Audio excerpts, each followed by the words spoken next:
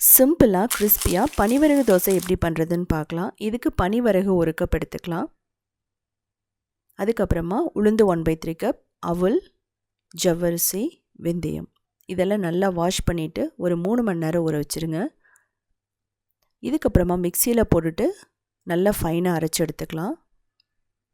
இது ஒரு பவுலில் ட்ரான்ஸ்ஃபர் பண்ணதுக்கப்புறமா உப்பு போட்டுட்டு நல்லா மிக்ஸ் பண்ணிவிட்டு மூடி வச்சுட்டு புளிக்க வைக்கலாம். ஒரு 5 மணி நேரத்துலேருந்து 8 மணி நேரம். இப்போ வந்து பார்த்திங்கன்னா நல்லா புளிச்சிருச்சு. இதை மிக்ஸ் பண்ணிவிட்டு இதில் பணியாரம், இட்லி எல்லாம் ஊற்றலாம். ஸோ நான் வந்து பணியாரம், இட்லி எல்லாம் ஊற்றி முடிச்சதுக்கப்புறமா தோசைக்கு வந்து கொஞ்சம் தண்ணி ஊற்றிட்டு நல்லா மிக்ஸ் பண்ணுறேன்.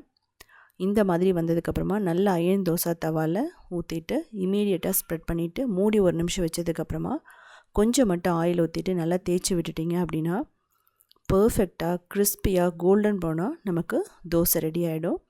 ஒரு பர்ஃபெக்டான வெயிட் லாஸ் ரெசிபி, ரொம்ப ரொம்ப ஹெல்த்தியானதுன்னு சொல்லலாம்.